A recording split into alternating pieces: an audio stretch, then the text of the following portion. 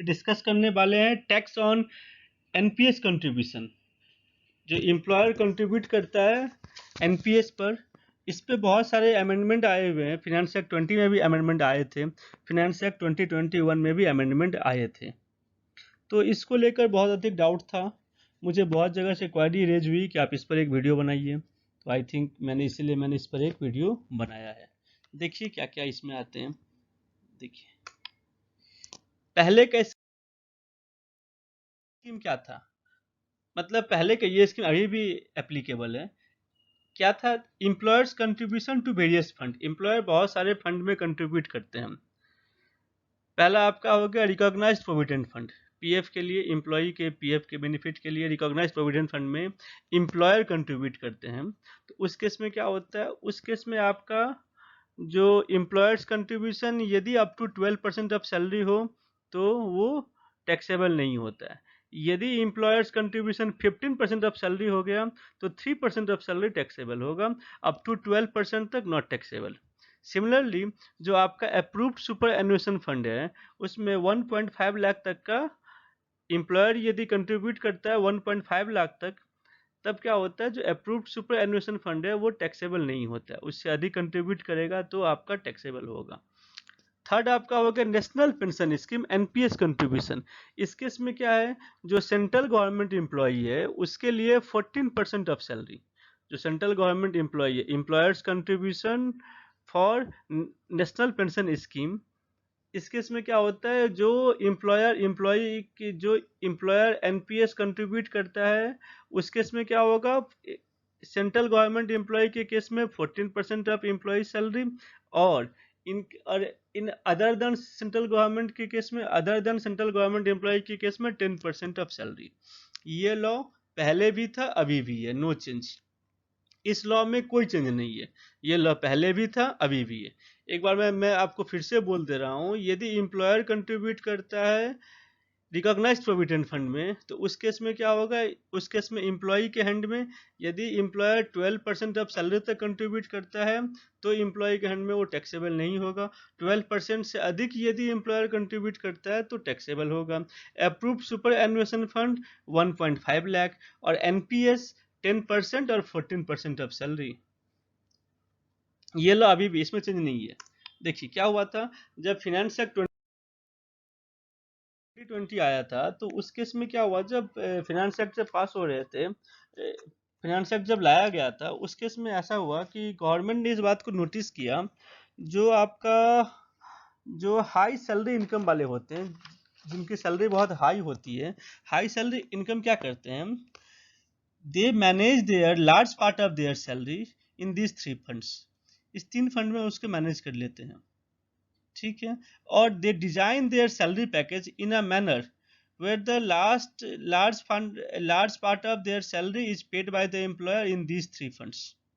और ये जो लिमिट है आपका 12% ऑफ सैलरी उसी के अंदर में पे करते हैं, 1.5 लाख रुपया उसी के अंदर में पे करते हैं सुपर एनुएशन फंड, और जो एनपीएस है 10% ऑफ सैलरी उसी के अंदर में रहते हैं, और किसी तरीके से इसको मैनेज कर लेते हैं। तो इस केस में गवर्नमेंट ने क्या देखा कि अब जो कंट्रीब्यूट करता है वो तो आपका टैक्स फ्री हो गया था। तो गवर्नमेंट ने क्या किया, गवर्नमेंट ने देखा कि इसके ऊपर कोई अपर सीलिंग नहीं है, एक कंबाइंड सीलिंग नहीं है, कंबाइंड सीलिंग नहीं है। तो गवर्नमेंट ने क्या किया, इसके ऊपर एक कंबाइंड सीलिंग को ला दिया 7.5 लाख रुपीज का। 7.5 लाख रुपीज का मतलब आप यदि यदि एम्प्लॉयर 7.5 लाख तक कंट्रीब्यूट करते हैं इस तीनों को मिला के तब तो ठीक है। यदि 7.5 लाख से अधिक होता है तो जितना अधिक होगा वो होगा टैक्सेबल एज परक्यूजिट, वो आपका आएगा टैक्सेबल एज परक्यूजिट। देखिए मैं जो अमेंडमेंट हुआ था उसको मैं रीड करता हूँ। Perquisite section 17 taxable as perquisite. देखिए क्या लिखा गया, द अमाउंट और the aggregate of amount of any contribution made to the account of the SSC by the employer in a recognised provident fund, in a recognized provident fund in the scheme referred to in section 80 double CCD1। ये जो 80 double CCD1 है इसमें आपका new pension national pension scheme है। तो यदि employer RPF में contribute करता है, नेशनल पेंशन स्कीम में कंट्रीब्यूट करता है, और in a superannuation fund, in an approved superannuation fund, इस तीनों में कंट्रीब्यूट करता है, तो क्या लिखा गया, टैक्सेबल एज परक्यूजिट कब होगा, to the extent it exits 7,50,000 rupees in a previous year. किसी साल यदि 7,50,000 को क्रॉस कर जाता है तो उससे जो अधिक होगा वो आपका टैक्सेबल एज परक्यूजिट होगा। क्लियर है? तो ये लॉ क्या था, सेक्शन 17 का पार्ट 7, इसमें क्या बोला गया था, सब सेक्शन 7 ऑफ सेक्शन 17, इसमें क्या बोला गया है, टैक्सेबल एज परक्यूजिट। क्या टैक्सेबल होगा, मैं पूरी तरीके से लॉ को नहीं लिखा हूं, मैं सिंप्लीफाइड वे में आपके सामने पेश कर रहा हूं ताकि आपको समझ में आए। क्या बोला गया बताना, टैक्सेबल एज परक्यूजिट कौन सा अमाउंट है, कौन सा अमाउंट है, पहला आपका आरपीएफ का, दूसरा आपका एनपीएस का, और तीसरा आपका सुपर एनुएशन फंड का। यदि इस तीनों का एक कंबाइंड लिमिट कर दे, पहले कोई कंबाइंड लिमिट नहीं था, अभी भी जो इंडिविजुअल लिमिट जो इसके पहले मैंने रीड किया था 12% of salary, 10% of salary on NPS, RPF के लिए 12%, सुपर एनुएशन के 1.5 लाख, वो अभी भी एप्लीकेबल है। बट एक कमांड लिमिट कर दिया गया कि इस ए बी सी मतलब रिकॉग्नाइज आरपीएफ, सुपर एनुएशन और एनपीएस, इस तीनों को मिला के 7.5 लाख से जैसे ही अधिक हो जाएगा तो वो आपका टैक्सेबल हो जाएगा एज परक्यूजिट। मैं इसको एग्जांपल के साथ भी सॉल्व किया हूँ, डोंट वरी। नेक्स्ट देखिए क्या लिखा है, पॉइंट नंबर 7 क्या लिखा है, the annual accretion by way of interest, dividend और any other amount of similar nature during the previous year to the balance at the credit of the fund और scheme refer to in subsection 7 to the extent it relates to the contribution. देखिए इसमें law का language थोड़ा सा difficult है, मैं आपको simple way में बोलता हूँ। इसमें क्या बोला गया, एनुअल एग्रीशन जो आपका ऐड हो रहा है, जो क्या होता है, हम लोग जब एनपीएस में कंट्रीब्यूट करते हैं, आरपीएफ में करते हैं, सुपर एनुएशन फंड में जब कंट्रीब्यूट करते हैं तो इम्प्लॉय को इंटरेस्ट मिलता है, interest on RPF, interest on क्या बोलते हैं एनपीएस, इंटरेस्ट ऑन सुपर एनुएशन। ये जो इंटरेस्ट मिलता है, इंटरेस्ट बोलिए या डिविडेंड बोलिए, और ये अदर किसी नेचर का मिलता है, ये जो मिलेगा उसका जो इंटरेस्ट होगा वो भी टैक्सेबल होगा, वो भी टैक्सेबल होगा। लेकिन कितना से कितना टैक्सेबल होगा, जो इंटरेस्ट 7.5 लाख 7.5 लाख तक तो एग्जाम्प्ट वैसे भी है। तो मान लीजिए आपने यदि 10 लाख का यदि कंट्रीब्यूट किया तो एक्स्ट्रा जो 2.5 लाख हुआ उसके ऊपर जो एक्स्ट्रा अमाउंट जो होगा उसके ऊपर ये होगा, उसके ऊपर जो इंटरेस्ट होगा वो भी टैक्सेबल एज परक्यूजिट होगा। क्लियर है? थोड़ा सा कंफ्यूजिंग है, देखिए क्या बोला गया इसमें, the annual accretion by way of interest, dividend और any other amount of similar nature during the previous year to the balance at the credit of the fund और स्कीम। समझ में आया? जो फंड का स्कीम का बैलेंस है, refer to in sub clause 7, जो 7 में रेफर किया गया, ऊपर वाले पॉइंट में रेफर किया गया, to the extent it relates to the contribution refer to in set sub clause which is included in the total income. मतलब टोटल इनकम में कौन सा इनकम इंक्लूड होगा, 17.7 का टोटल इनकम में कौन सा इनकम इंक्लूड होगा, जो इनकम 7.5 लाख से अधिक है, जो इनकम 7.5 लाख से अधिक है। तो वही बोला गया, जो इंटरेस्ट उस पोर्शन का जो इस इनकम इंक्लूड हुआ है under the set sub clause in any previous year computed in such manner as may be prescribed. जब कहीं भी आप लॉ में देखिएगा एज मे बी प्रेस्क्राइब्ड, इसका मतलब हुआ कि गवर्नमेंट इसके ऊपर कोई ना कोई रूल लेके आने वाला है। ठीक है, तो वही आपको बोला गया पर जो भी आपका इनकम होगा एज में भी प्रिस्क्राइब, जो भी इंटरेस्ट का कैलकुलेशन होगा वो एज में भी प्रिस्क्राइब्ड। इसको 2021 में इसको प्रिस्क्राइब किया गया था। आप देखिएगा, आपको थोड़ा सा इसका जो फार्मूला डिफिकल्ट है but I will make you understand, don't worry. आगे आइए,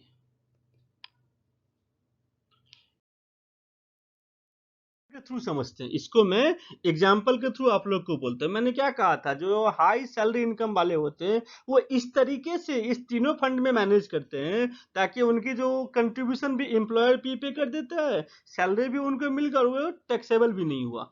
इसी को गवर्नमेंट इस बार एड्रेस कर। देखिए 12, देखिए मैंने यहाँ पे क्या कहता है, हाई सैलरी वाले तो सैलरी सपोज कीजिए किसी का salary 50 lakh rupees per annum है, तो क्या करता है वो आपका एम्प्लॉयर क्या कर रहा है, 12% ऑफ सैलरी कंट्रीब्यूट कर आरपीएफ में, कितना रुपया कंट्रीब्यूट कर रहा है, 6 lakh rupees. Contribution to new pension scheme, कितना पेंशन स्कीम में कितना कंट्रीब्यूट कर रहा है एनपीएस में, रुपीज 2 लाख। तो क्राइटेरिया क्या था, 10% ऑफ सैलरी, 50 लाख का 10% 5 लाख होगा, तो 2 लाख भी ठीक है। सुपर एनुअल फंड में कितना कंट्रीब्यूट कर रहा है, 1.5 लाख रुपया। अभी देखिए 6 2 8 1 9.5 9.5 लाख रुपीज, 6 लाख रुपीज आप आरपीएफ में दे रहे हो, सैलरी आपका 50 लाख रुपीज पर एनम है, तो 12% सैलरी आपने आरपीएफ में दे दिया, कितना हो गया 50 का 12%, 6 लाख रुपीज। एनपीएस में कितना दे दिया, 2 लाख रुपीज। सुपर एनुअल में कितना दे दिया, 1.5 लाख रुपीज। यदि ये लॉ नहीं आया रहता तो पूरा का पूरा 9.5 लाख रुपीज आपका एग्जाम्प्ट था। लेकिन इस लॉ को आने के बाद क्या हो गया, इस लॉ को आने के बाद 17.7 क्या बोलता है, जो आपको 7.5 लाख से एक्सेस मिलेगा वो टैक्सेबल हो जाएगा। तो कितना टैक्सेबल होगा, 9.5 माइनस में 7.5 equal to rupees 2.5 lakh, sorry 2 lakh rupees, rupees 2 lakh rupees. Clear है। अभी देखिए इसी क्वेश्चन में एग्जांपल 2 में देखिए, सैलरी आपका सेम कहानी है, सैलरी 50 लाख रुपीज है, 20% ऑफ सैलरी आरपीएफ कंट्रीब्यूशन है, 20% ऑफ सैलरी आपका यहाँ पर आरपीएफ कंट्रीब्यूशन है। ठीक है, अब बताइए 20% ऑफ सैलरी कितना होगा, 20 रिकॉर्डेड प्रोविडेंट फंड में 20% of salary is rupees 10 lakh rupees, contribution to new pension scheme 2 lakh रुपया, सुपर एनुएशन 10 लाख रुपया। मैंने क्या कहा था, इंडिविजुअल लिमिट भी अभी एप्लीकेबल है और टोटल लिमिट भी एप्लीकेबल है। तो हम लोग जब चेक करेंगे तो पहले इंडिविजुअल लिमिट को चेक करेंगे। तो इंडिविजुअल लिमिट क्या होगा, आपका 12% ऑफ सैलरी एप्लीकेबल था, उतना ही आपका एग्जाम्प्ट था, उसके बाद आपका टैक्सेबल था। तो इंडिविजुअल लिमिट में क्या हो गया, contribution to RPF in excess of 12%, ये आपका रुपीज 4 लाख रुपीज यहाँ पर आ गया, इन excess of 12% rupees 4 lakh rupees यहाँ पर आ गया। ठीक है, अब क्या हो गया बताइए, टैक्सेबल प्रिक्विजिट कितना हो गया, प्रिक्विजिट तो सेम रहा, ये आपको जैसे ही आप इसका 12% ले लेंगे तो 10 लाख में से 4 लाख टैक्सेबल यहाँ पर हो गया, तो कितना बच गया, 6 लाख रुपीज, 2 लाख रुपीज और 1.5 lakh rupees. Same story 9.5 lakh rupees, क्या होगा 9.5 लाख से 7.5 लाख तक का छूट होगा, तो 2 लाख रुपया आपको टैक्सेबल एज परक्विजिट होगा। This point is clear to everyone.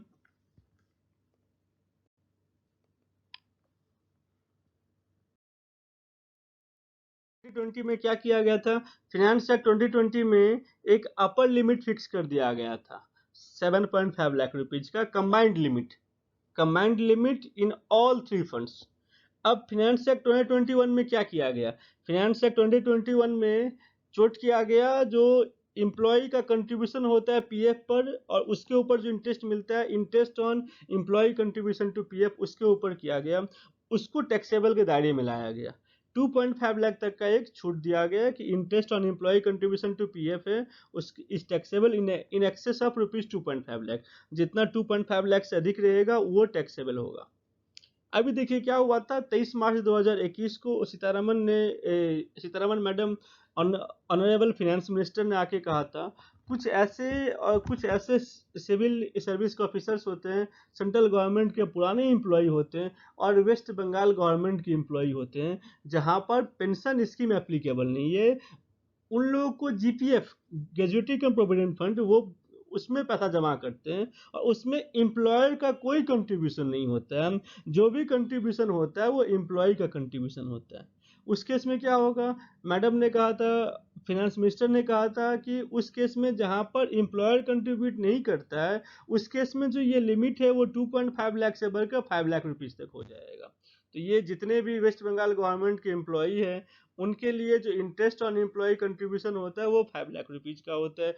जितने भी सीनियर सिविल सर्वेंट हैं जिनके ऊपर पेंशन स्कीम 2004 के बाद पेंशन स्कीम आया था, 2004 से पहले पेंशन स्कीम नहीं था, जीपीएफ ही था, तो जो लोग 2004 से पहले वाले हैं उन सब के लिए ये 5 लाख रुपए का लिमिट है। देखिए मैं इसको एक बार रीड करता हूँ, if the contribution by such person is in a fund in which there is no contribution by the employer of such person, the provisions of the first proviso shall have the effect as if for the words 2,50,000 rupees the words 5 lakh rupees had been substituted। मैंने पूरे act को नहीं लिखा है, मैंने act से काट छाट के मैंने इसको लिखा है फॉर योर अंडरस्टैंडिंग।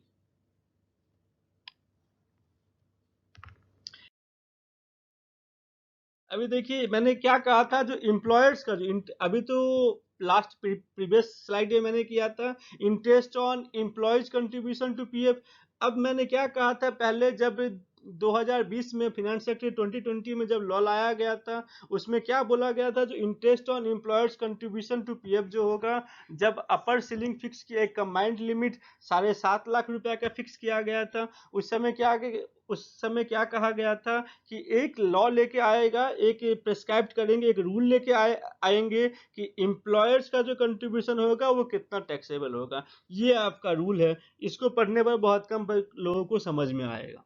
देखिए मैंने एक फिगर भी बनाया है, जो इसको पढ़ने पर समझ में आ जाए तो बहुत बड़ी बात है। मैं एक सिंपल वे में आप लोग को बताऊंगा और वो आप लोग समझ जाइएगा। ठीक है, देखिए आगे। एक बार इसका आप लोग स्क्रीन शॉट ले लीजिए, क्योंकि बाद में आपको क्या दिया है, रूल 3B। ये आपका कौन सा रूल है, रूल 3B। क्या बोला गया, TP equal to PC/2 into R plus PC1 plus TP1 into R. ये सभी आपका दिया हुआ है। तो ये पॉइंट समझ में आ जाए किसी को, बहुत बड़ी बात है। ठीक है, कोई बात नहीं, घबराइए मत, मैं आपको इसको डील करता हूँ। आगे देखिए,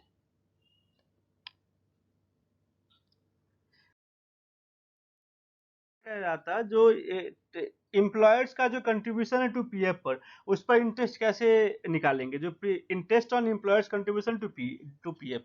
प्रीवियस स्लाइड में एक फार्मूला दिया हुआ था, बहुत ही गंदा सा फार्मूला है, समझ में आना मुश्किल ही नहीं, नामुमकिन है।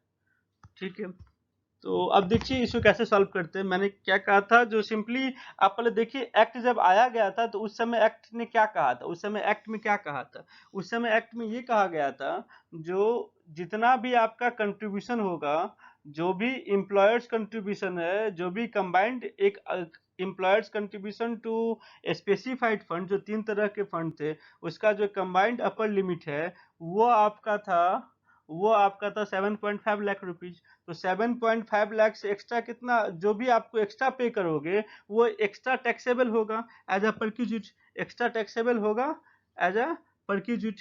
वैसे ही जब उसके ऊपर जो इंटरेस्ट मिलेगा, जो वो इंटरेस्ट भी टैक्सेबल होगा, बट इंटरेस्ट कौन सा अमाउंट टैक्सेबल होगा, जो एक्स्ट्रा आप पे कर, जो जो एम्प्लॉयर जो एक्स्ट्रा पे कर, एम्प्लॉयर जो 7.5 लाख से जो एक्स्ट्रा पे कर रहा है, वो एक्स्ट्रा आपका टैक्सेबल होगा। वो एक्स्ट्रा के ऊपर जो इंटरेस्ट है, माने interest on extra amount, extra on माने 7.5 लाख से जो एक्स्ट्रा है, उसके ऊपर जो इंटरेस्ट है वो आपका टैक्सेबल होगा। देखिए इसको एक सिंपल से हम लोग फार्मूला से इसको सॉल्व किए हैं। देखिए opening balance of specified fund कितना रुपया है, 50 लाख रुपीज है। ओपनिंग बैलेंस ऑफ स्पेसिफाइड कितना है आपका, 50 लाख रुपीज है। कितना एम्प्लॉयर्स कंट्रीब्यूट किए, 10 लाख रुपीज। ठीक है, कितना आपको इंटरेस्ट मिला है, annual aggression during the year 4,40,000 rupees. तो क्लोजिंग बैलेंस कितना हो गया, 64,40,000 रुपीज। अब यदि मैं आपको सिंपली से बताऊं, मैंने आपको क्या कहा था, लॉ में क्या बोला गया है, जो आपको इंटरेस्ट मिल रहा है, कौन सा इंटरेस्ट, एम्प्लॉयर का जो कंट्रीब्यूशन है 7.5 लाख तक, वो आपका एग्जेम्प्ट है। तो 7.5 लाख तक जो इंटरेस्ट मिल रहा है वो भी आपका टैक्सेबल नहीं होगा। 7.5 लाख के ऊपर जो इंटरेस्ट मिल रहा है वो आपका टैक्सेबल होगा। तो ये यदि मैं आपसे ये बताऊं कि ये जो 4,40,000 रुपीज है, तो इसमें कितना परसेंट इंटरेस्ट मिला है, आपको ये निकालना पड़ेगा कि कितना परसेंट आपको बेनिफिट हुआ है। कैसे इसको आप लोग निकालिएगा, देखिए 4,40,000 रुपीज, यहाँ पर एक फोर एक्स्ट्रा आ गया, एक फोर यहाँ पर एक्स्ट्रा आ गया, इसको मैं डिलीट कर देता हूँ। देखिए एक फोर आपको एक्स्ट्रा आ गया। तो मैंने क्या कहा, जो आपको 4 लाख, अब जो क्या कहा आपको कि कितना परसेंट इंटरेस्ट मिला है, आप परसेंटेज कैसे निकालिएगा, ओपनिंग बैलेंस को लीजिएगा या फिर क्लोजिंग बैलेंस को लीजिएगा। एक काम करते हैं, ओपनिंग और क्लोजिंग का एवरेज कर देते हैं। तो क्या हो गया बताइए, तो क्या हो गया, 50 लाख रुपीज और plus 64 lakh rupees divide by 2। आप यदि 50 lakh rupees plus 64,40,000 rupees divide by 2 कीजिएगा, तो आपका आएगा 57,20,000 रुपीज। ठीक है, बताइए इंटरेस्ट कितना है, इंटरेस्ट आपका है 4,40,000। निकाल लो कितना परसेंट हुआ, 4,40,000 इंटू में 100 डिवाइड बाई 57,20,000 रुपीज, 7.69%। अब मैंने क्या कहा था, जो एक्सेस कंट्रीब्यूट करते वो टैक्सेबल होगा। एक्सेस आपने कितना कंट्रीब्यूट किया, एक्सेस आपने कंट्रीब्यूट किया था, आपको 7.5 लाख करना है, आपने कंट्रीब्यूट किया है 10 लाख रुपीज। तो एक्सेस कितना हो गया, एक्सेस आपका हो गया 2.5 लाख रुपीज। तो ये एक्सेस भी आपका टैक्सेबल हो जाएगा। समझ में आया। अब यदि मैं आपसे बताऊं, जो कितना मैंने क्या कहा था आपको सिंपली, फर्स्ट में इंटरेस्ट, जो आपका इंटरेस्ट है, इंटरेस्ट कितना होगा, interest on excess contribution, interest on excess contribution. अब बताना एक्सेस कितना कंट्रीब्यूशन है, 2.5 लाख रुपए एक्सेस कंट्रीब्यूशन है, 2.5 लाख एक्सेस कंट्रीब्यूशन है, और इंटरेस्ट रेट कितना है, इंटरेस्ट रेट इज 7.69%। अब बताओ कैसे इसको निकालेंगे। अब मैंने क्या कहा था, ये जो एक्सेस कंट्रीब्यूशन है वो तो सिंगल डे हुआ नहीं होगा, मंथ बाय मंथ हुआ होगा। तो हम लोग क्या करेंगे, ये जो 250 डिवाइड बाई 2 कर देंगे तो हमारा जो एक्चुअली जो इंटरेस्ट आएगा वो मेरा निकल जाएगा। तो बताना कितना रुपया का है इंटरेस्ट, क्योंकि कुछ मैंने फर्स्ट मंथ में किया था, कुछ सेकंड मंथ में किया था, कुछ थर्ड मंथ में किया था। तो सिंपली बात है, जितना आपका इंटरेस्ट आएगा उसको डिवाइड बाय 2 कर दीजिए, फिगर इतना ही आ जाएगा। तो बताओ कितना इंटरेस्ट टैक्सेबल होगा, 2.5 lakh rupees divide by 2 into 7.69% equal to 9612.5 मतलब 9615। क्लियर है, ये पॉइंट पूरा क्लियर है। देखिए नेक्स्ट ईयर क्या हो गया, नेक्स्ट ईयर क्या हो गया, नेक्स्ट ईयर आपका हो गया 64,40,000 रुपीज, ये आपका ओपनिंग में आ गया। 64,40,000 रुपीज ये आपका ओपनिंग में आ गया। एम्प्लॉयर्स कंट्रीब्यूशन कितना है, 12 लाख रुपीज है। कितना आपको इंटरेस्ट मिला, 5,63,200, और कितना आपका क्लोजिंग बैलेंस है, 82,03,200। अब यदि मैं आपको बताऊं कि आपका इंटरेस्ट रेट कितना है, आप कैसे इसको निकालिएगा, very simple, annual accretion into 64 और 64,40,000 प्लस 82,03,200 डिवाइड बाई 2 जो आएगा, उसके साथ में 4,40,000 का इंटरेस्ट निकालेंगे। देखिएगा ये रेट आपका सेम होगा, रेट आपका सेम हो गया। तो rate is 7.69%, rate is 7.69%।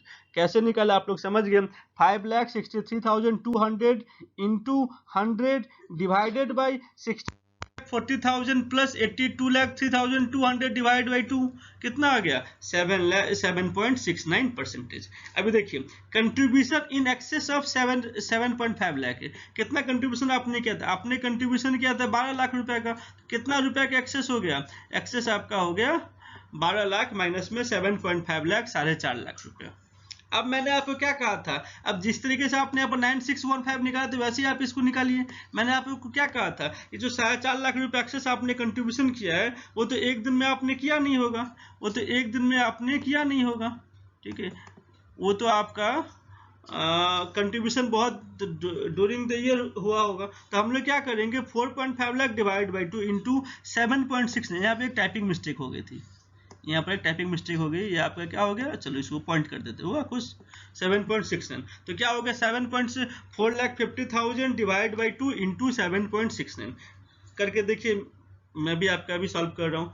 4 lakh divide by 2 into 7.69%, ये आपका आ गया 17,302.5, मतलब 17,303। क्लियर है। अच्छा तो मैंने क्या कहा था, जो एक्सेस कंट्रीब्यूशन किया उसके ऊपर जो इंटरेस्ट होगा वो टैक्सेबल होगा, सही बात है। तो ये तो इस साल का था, और लास्ट ईयर का कितना एक्सेस था, लास्ट ईयर का एक्सेस था आपका, ये लास्ट ईयर का एक्सेस था, एक मिनट, लास्ट ईयर का एक्सेस था ये 2,50,000 रुपीज, और ये 9,615 रुपीज। मतलब टोटल यदि मैं बताऊं तो इसको कैसे निकाला गया है। अच्छा इसका हम लोग को एवरेज करने की जरूरत नहीं, क्योंकि हमें पता है कि ये पूरे साल के स्टार्टिंग का था, इसलिए हम लोग इसका एवरेज नहीं करेंगे। तो कितना होगा, 2,59,615 रुपीज, 2,59,615 रुपीज इंटू कितना परसेंट था, 7.69%, ये आपका आएगा 19,964। काइंडली आप लोग सॉल्व कीजिए, क्या करेंगे बताना, इसको क्या करेंगे, ये आपका हो गया 2.5 और प्लस क्या हो गया, प्लस आपका हो गया 9615, इस दोनों का आप 4.69% कर दीजिए, आपका यही आंसर आएगा 19,964। तो टोटल कितना टैक्सेबल होगा एज अपर क्रेडिट, दोनों के ऐड कर दीजिए, दोनों के ऐड करने पर कितना आएगा, दोनों के ऐड करने पर आएगा, दोनों को ऐड करने पर आपका आएगा 17,303 प्लस 19,964 इक्वल टू 37,267, 37,267 2 6 और ये आपका 7, 77,267। इज इट क्लियर, सबको समझ में आया। तो जो आपका फार्मूला जो दिया गया था बहुत ही अजीब तरीके से दिया गया था, मेरे ख्याल से ये आप लोगों को समझ में आया होगा। Next, thank you. के लिए इतना ही। ठीक है, थोड़ा सा क्लास लेंदी नहीं हुआ बट ठीक है। ठीक है, ओके, थैंक यू।